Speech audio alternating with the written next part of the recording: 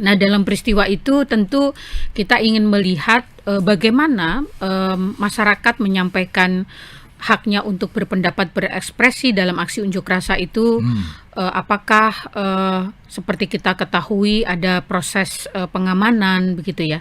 Apakah ada yang kemudian mengalami luka-luka? Tentu sejumlah data sudah terhimpun gitu ya. Ada yang mengalami luka, ada yang ditangkap, ditahan, kemudian dijadikan tersangka, ada yang kemudian juga sudah dilepas kembali, tetapi sebagian juga masih ada yang menjadi tersangka, kemudian ada yang meninggal dunia. Para aktivis pembela HAM yang selama ini melakukan kerja-kerja advokasi di bidang hak asasi manusia, advokasi itu kan juga sebagian sudah dijadikan tersangka ya.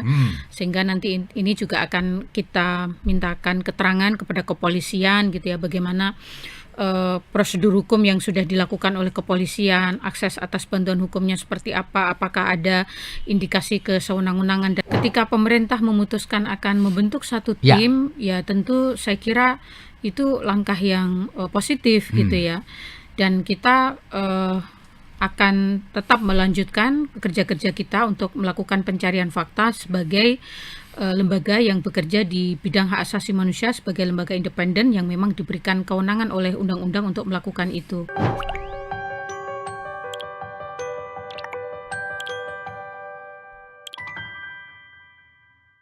Assalamualaikum warahmatullahi wabarakatuh. Salam damai sejahtera buat kita semua. Bertemu kembali dengan saya Feby Mahendra Putra, Direktur Pemberitaan Tribun Network.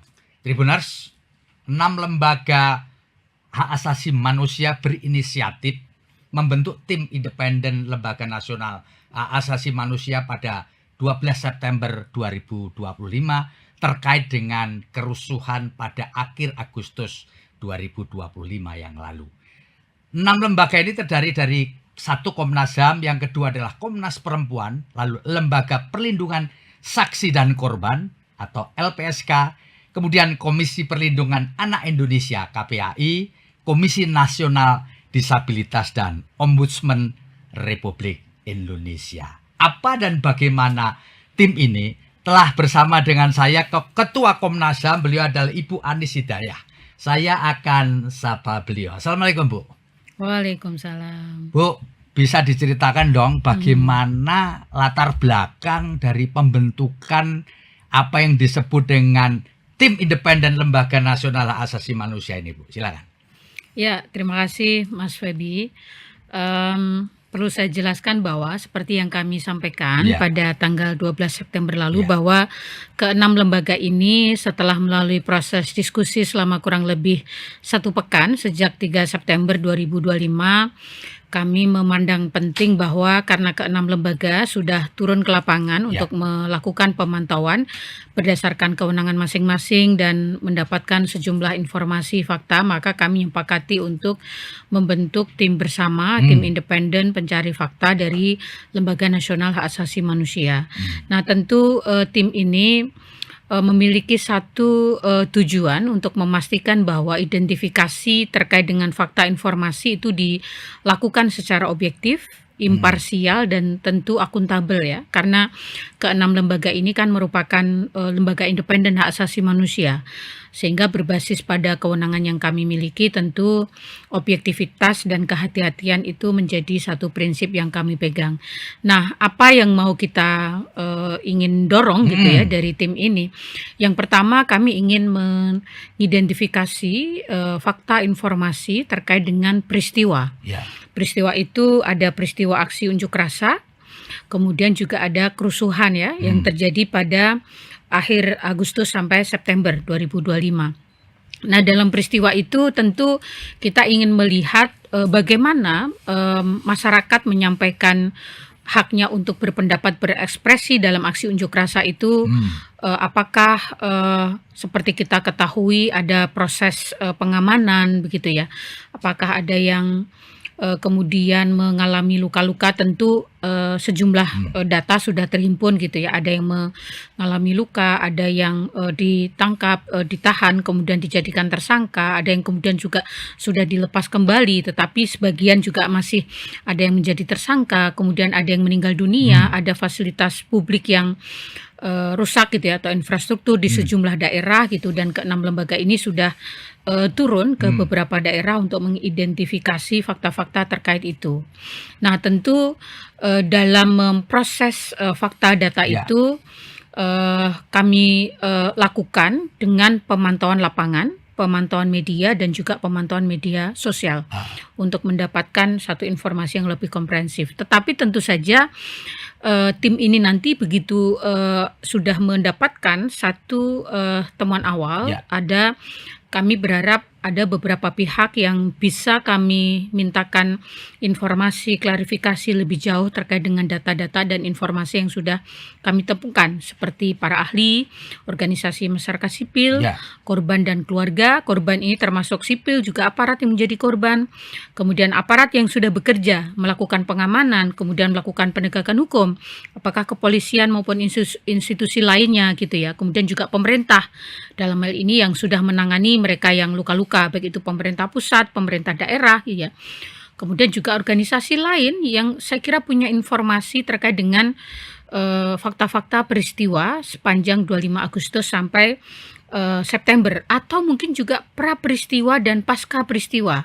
Karena kami juga nantinya ingin mengidentifikasi bagaimana pola-pola atau langkah pemulihan yang sudah dilakukan oleh pemerintah sejauh ini gitu ya, penanganan yang sudah dilakukan sejauh ini, siapa kemudian yang menanggung biayanya dan lain-lain gitu. Jadi tentu itu nanti yang ingin kami dapatkan faktanya secara komprehensif, kemudian kami analisis gitu ya, dan kemudian tentu menghasilkan satu temuan, kesimpulan yang kemudian rekomendasinya kami sampaikan kepada pemerintah dan DPR. Bu, sebagai Ketua Komnas HAM tentu saya mengira itu bahwa lembaga-lembaga ini, 6 lembaga ini memang tidak start from zero, tidak memulai dari nol. Betul ya, Bu? Betul. Nah, menurut yang Ibu ketahui, nanti metode pekerjaannya apakah mereka juga termasuk mengunjungi daerah-daerah yang selama ini bukan hanya Jakarta yang mengalami peristiwa itu, sebut saja Makassar, Surabaya, bahkan ada kota Kediri, kota lain, Malang misalkan. Apakah itu juga nanti akan menjadi tempat yang mereka akan datangi? Seperti Komnas HAM sendiri, kami sudah melakukan pemantauan lapangan di 13 provinsi dan 19 kabupaten kota terkait dengan peristiwa aksi unjuk rasa dan juga kerusuhan. Mulai tanggal 25 itu? Sejak tanggal 26 ya, pasca peristiwa. Oh, tanggal 25 demo pasca peristiwa 26. Betul. Ya? Kemudian juga lembaga-lembaga HAM yang lain juga sudah turun ke lapangan, ada yang sudah ke Makassar, ada yang sudah ke Semarang, ke tempat-tempat yang lain gitu, sehingga tentu informasi ini sangat penting karena mengcover fakta-fakta yang kami temukan di lapangan. Gitu. Jadi benar Mas Feby tadi, kita tidak berangkat dari nol, karena persis pasca peristiwa itu ke-6 lembaga itu sudah turun melakukan respon cepat gitu ya. Tetapi bagaimana kemudian temuan-temuan dari masing-masing lembaga ini nantinya kita konsolidasikan gitu ya, menjadi satu laporan yang lebih utuh terkait dengan peristiwa aksi dan kerusuhan.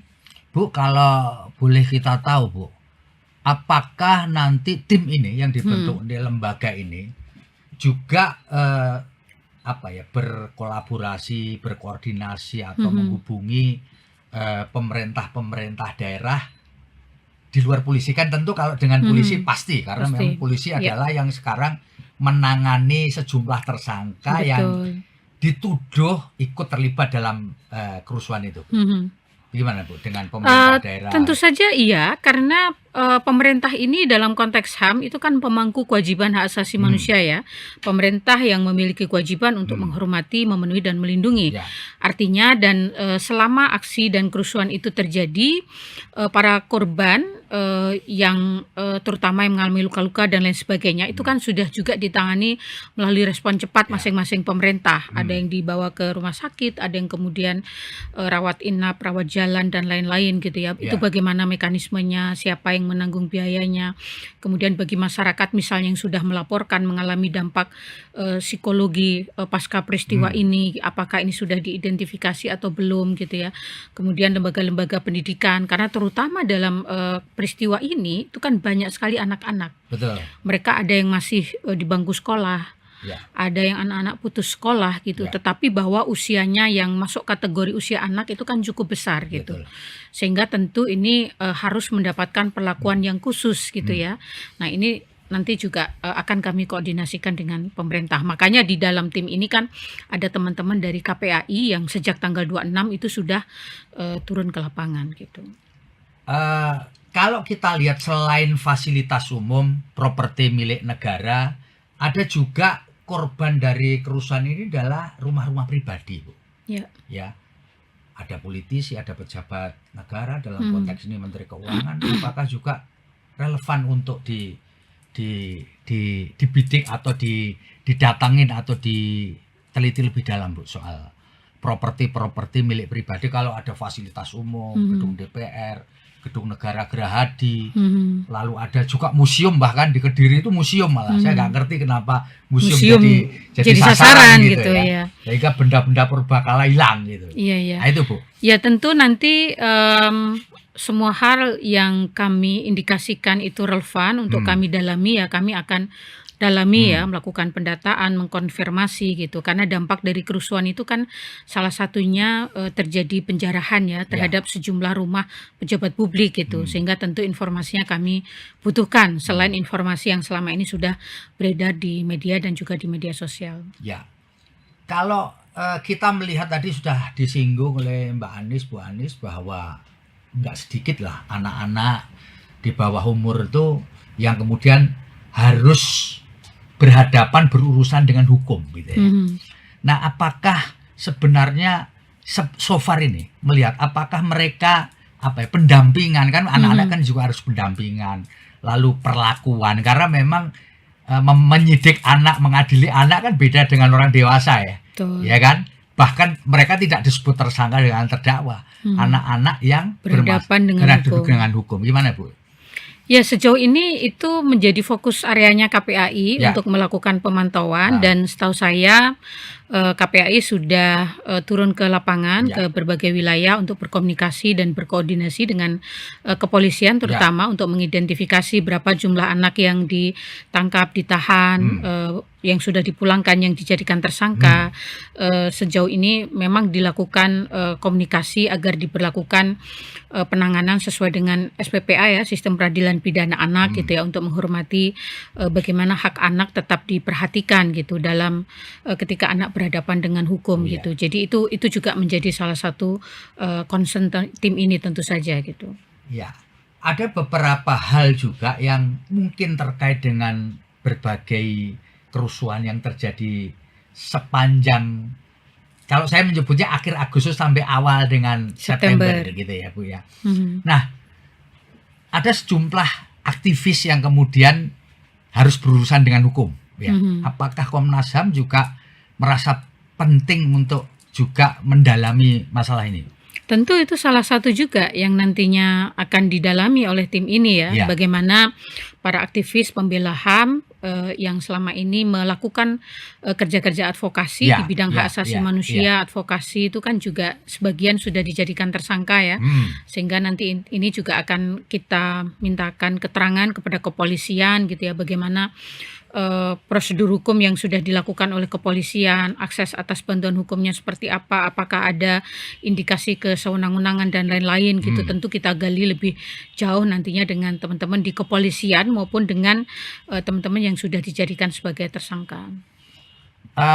Kemarin Menko, Menteri Koordinasi Hak Asasi Manusia, lalu kemudian Imigrasi dan Lembaga Pemasyarakatan, Prof. Yusril memberi satu apresiasi lah terkait dengan inisiatif untuk tim independen yang dibentuk oleh teman-teman di di HAM nasional ini. Mm. Menurut Ibu, apa komentar Ibu terkait dengan support lah, dukungan oleh Prof. Yusril terkait dengan kerja-kerja yang akan sedang dan akan dilakukan oleh tim? Tentu kami menyampaikan terima kasih karena sebenarnya sepanjang tanggal 3 sampai kami umumkan 12 September itu ada di antara tanggal itu yang kami memang melakukan koordinasi dengan Prof. Yusril gitu ya terkait dengan rencana akan dibentuknya tim ini gitu, dan dalam pertemuan tersebut tentu Pak Yusril menyilahkan dan karena itu bagian dari kewenangan lembaga HAM gitu ya, disilahkan gitu. Tentu kami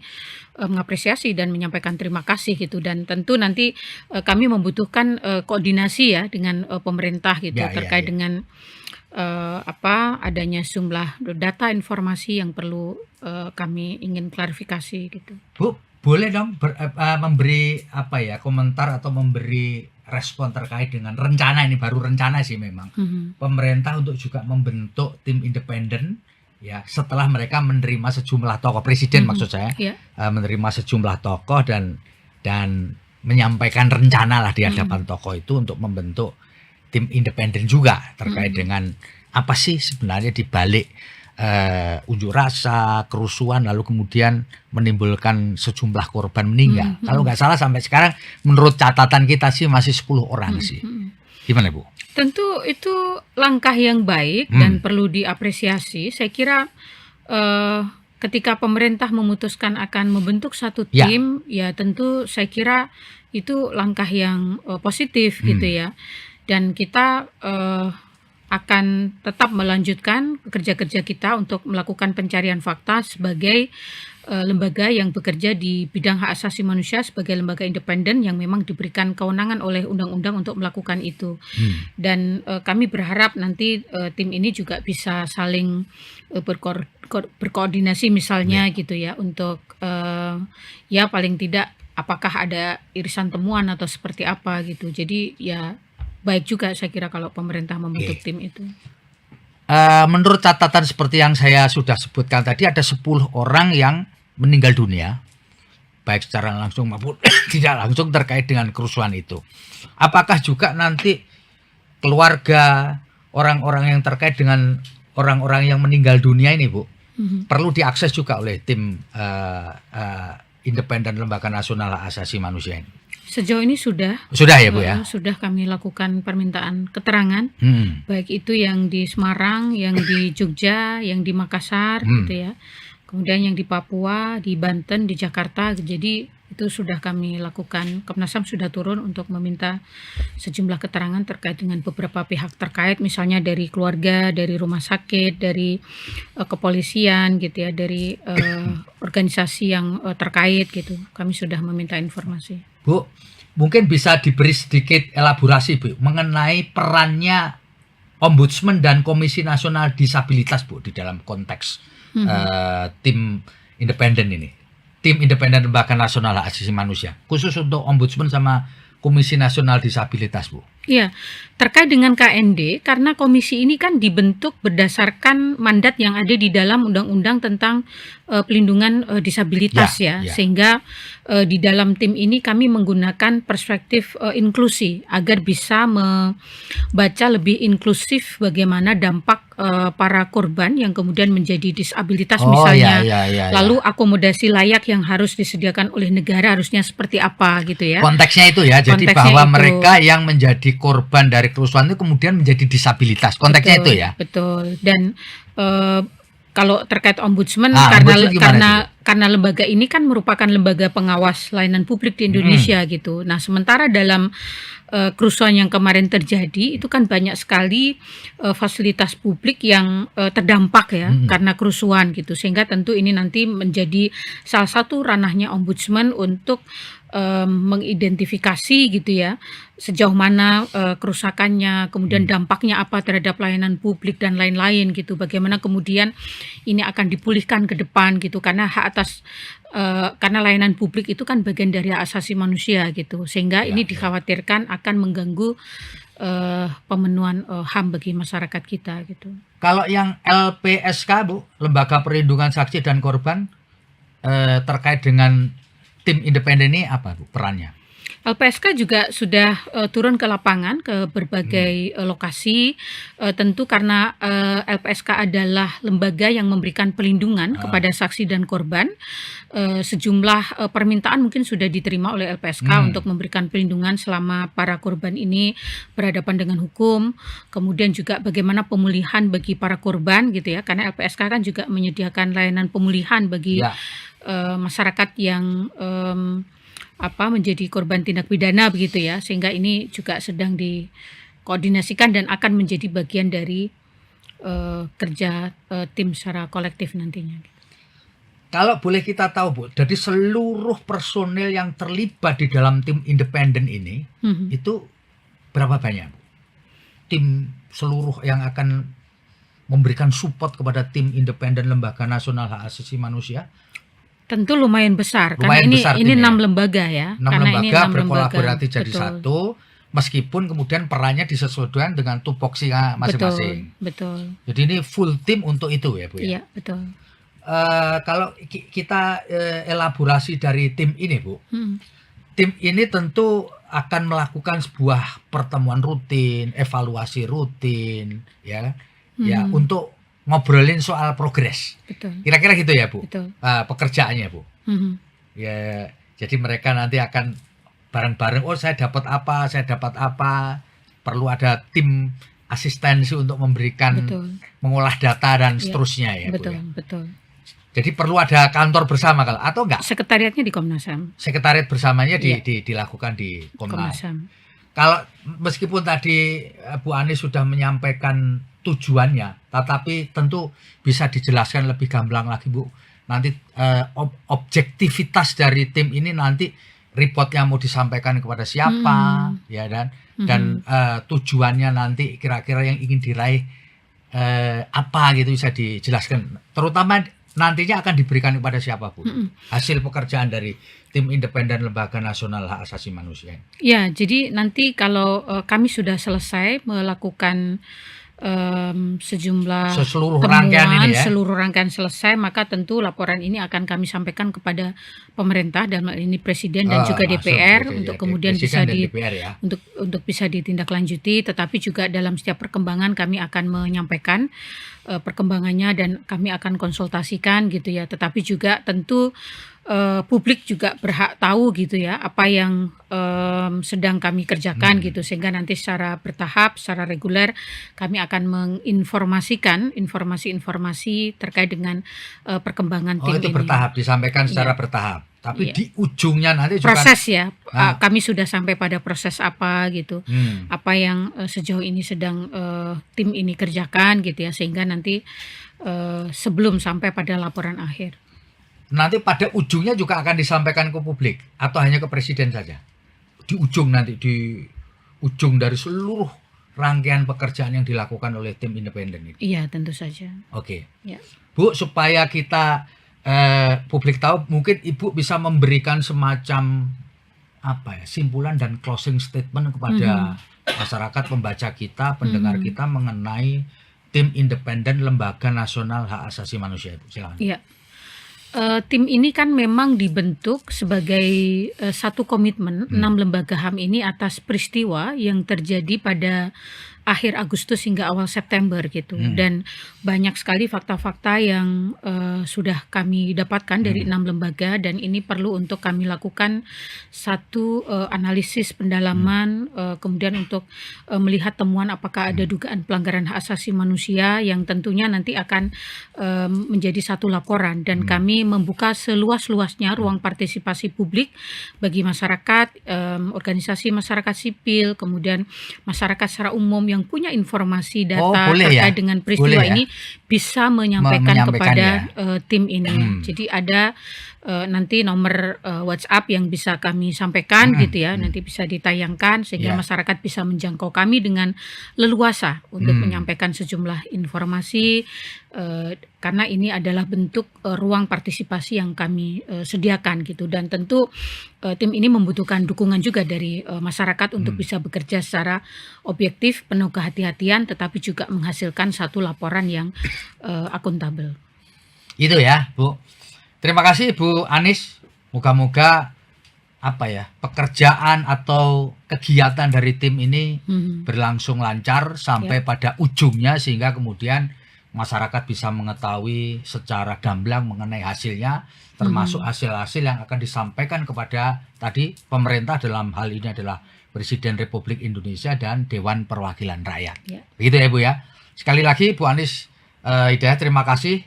Saya Feby Mahendra Putra pamit undur diri. Assalamualaikum warahmatullahi wabarakatuh. Salam damai sejahtera buat kita semua. Apapun yang terjadi, jangan lupa tetaplah bahagia.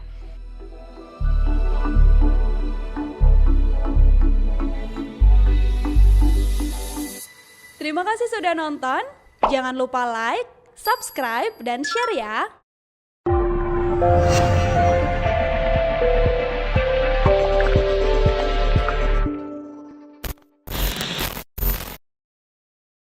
Download Tribun X sekarang.